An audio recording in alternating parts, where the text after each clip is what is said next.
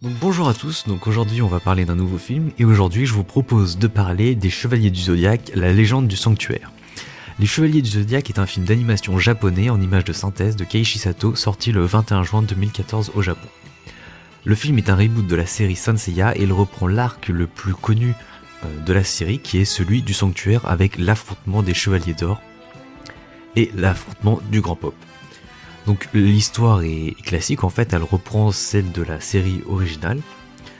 Donc en fait au début du film on va voir Aiolos, donc le chevalier du Sagittaire qui sauve Athéna, qui est encore un bébé. Et le chevalier du Sagittaire en fait va confier à Mitsumasa Kido Athéna pour qu'il l'élève et le protège.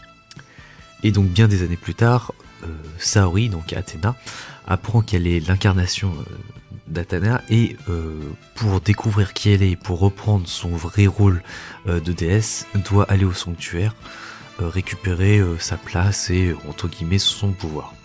Et pour cela, elle est accompagnée donc des 5 chevaliers de bronze, donc les fameux Pégase, Dragon, Phénix, Andromède et Cygne.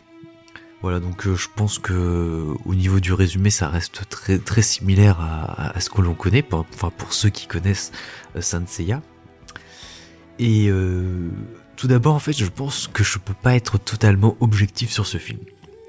En effet, en fait, j'ai grandi avec Saint Seiya, et du coup, c'est une œuvre qui est totalement liée à mon enfance, et donc qui est empreinte de nostalgie, tout comme d'autres œuvres telles que Dragon Ball, Olive et Tom, enfin voilà, enfin les animés qui passaient à la télé. Donc du coup, quand j'ai vu qu'il y avait un film sur les Chevaliers du Zodiaque qui sortait, j'étais pas plus emballé que ça. Mais bon, j'étais curieux de voir ce que ça donnait. Et du coup, par conséquent, je pense que je ne peux pas apprécier ce film tel quel, en fait. Du fait du passé que j'ai avec Saint Seiya ou les Chevaliers du Zodiaque. Donc tout d'abord, je voudrais revenir sur un problème majeur du film, c'est sa construction en fait. Alors, c'est quelque chose qu'on peut s'apercevoir quand on regarde les caractéristiques techniques du film, donc en particulier sa durée. En fait, c'est un film qui dure 1h30. Pour ceux qui connaissent l'arc du sanctuaire dans Saint Seiya, résumer cette histoire en 1h30, c'est extrêmement compliqué. Et en plus, ce film a l'intention d'être un reboot, et c'est d'autant plus compliqué de faire un reboot en 1h30. Donc je vais préciser ces éléments. Tout d'abord, il faut introduire les personnages principaux. Les personnages principaux, il y en a 6. Il y a Athéna, Saori, et il y a les 5 chevaliers de bronze. Donc déjà, introduire 6 personnages avec leur but, leur passé, et leur manière de penser, c'est extrêmement compliqué. Surtout en 1h30. Et du coup, c'est pas fait dans le film. En fait, il y a 2 personnages qui sont très bien développés et les restes sont des personnages qui servent juste à avoir des combats en fait. On a les personnages de Seiya et de Saori qui sont à peu près développés et encore c'est très léger. Et en plus de ça, vu que c'est l'arc du sanctuaire, il faut introduire les 12 personnages des Chevaliers d'Or. Et même ça, c'est pas réussi. Enfin, si on compte le nombre total de personnages qui rentrent en jeu dans l'histoire, il y a, on va dire, les 12 Chevaliers d'Or, le Grand Pop, et les 6 personnages principaux. On est à 19 personnages. Comment on peut développer 19 personnages en 1h30 ? Même si on avait pris 3 heures, je pense que ça aurait été très difficile. Donc du coup, ça, c'est l'un des points majeurs qui fait que toute la construction du film est assez bancale. Et du coup, on a des actions qui sont très, très enchaînées. Une histoire qui est totalement bancale, où on comprend pas forcément les enjeux du film. Enfin, on voit pas l'intérêt surtout du film et on s'attache pas du tout aux personnages en fait. Parce qu'on les connaît pas.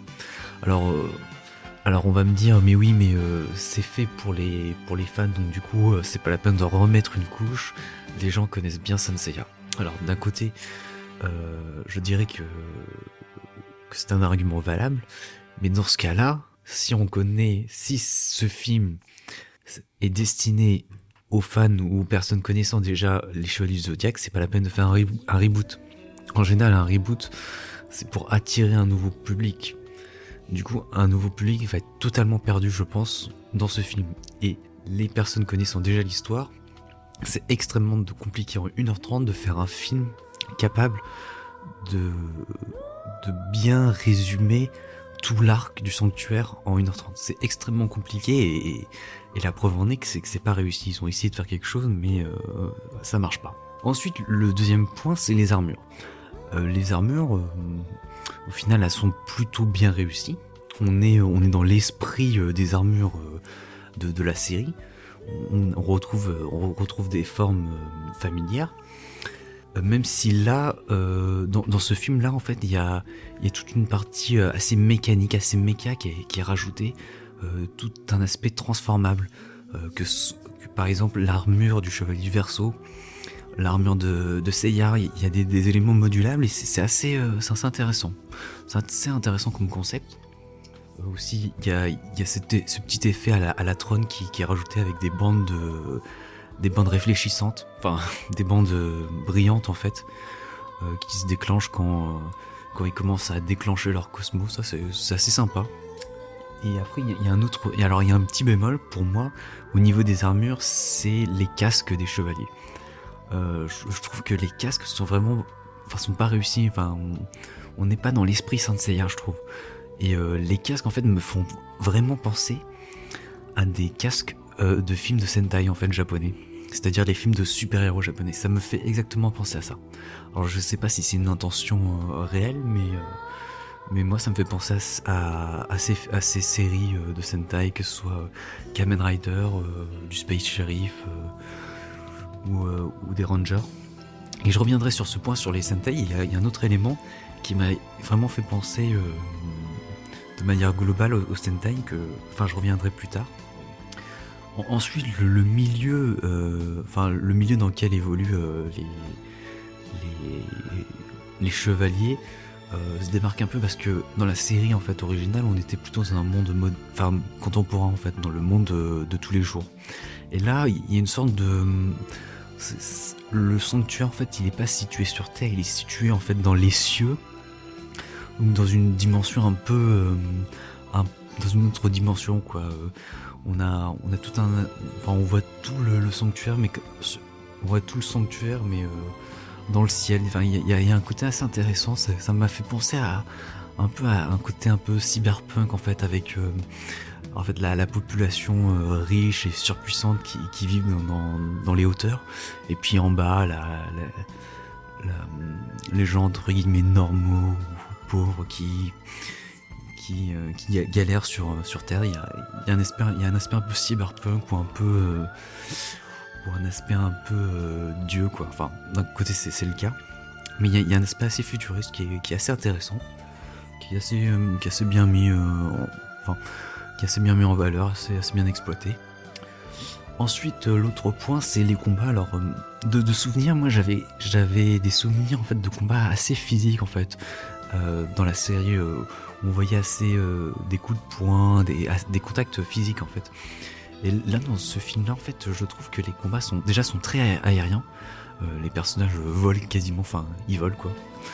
C'est notamment le cas dans la séquence d'ouverture du film, où là, on a l'impression d'être dans un film de space opéra quoi, avec un combat spatial. Enfin, c'est assez hallucinant. Et oui, j'ai trouvé que les combats sont très aériens, les personnages volent dans tous les sens, ils sont quasiment pas soumis à la gravité. Enfin, c'est assez intéressant comme concept.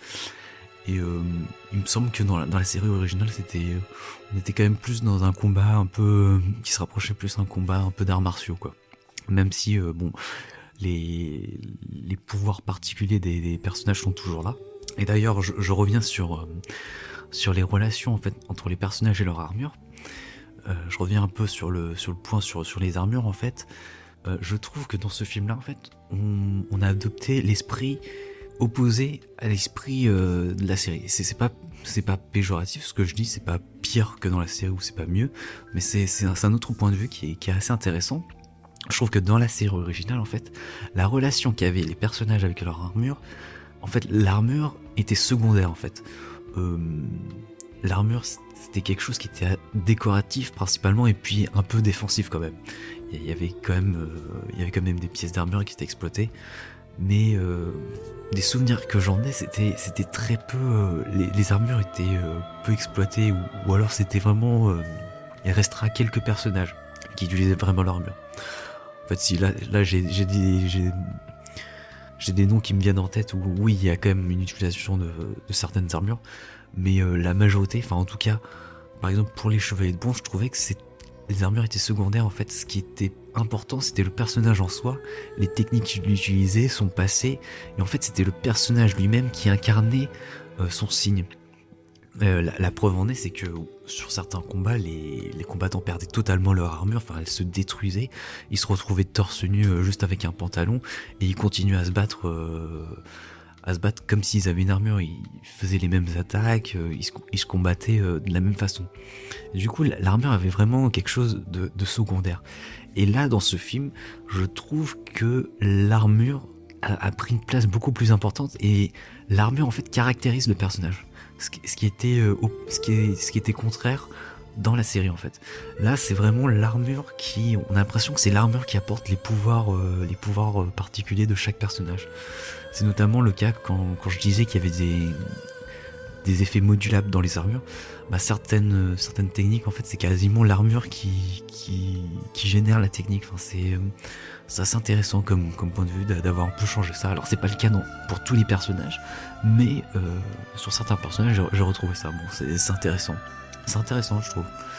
Et du coup, bon.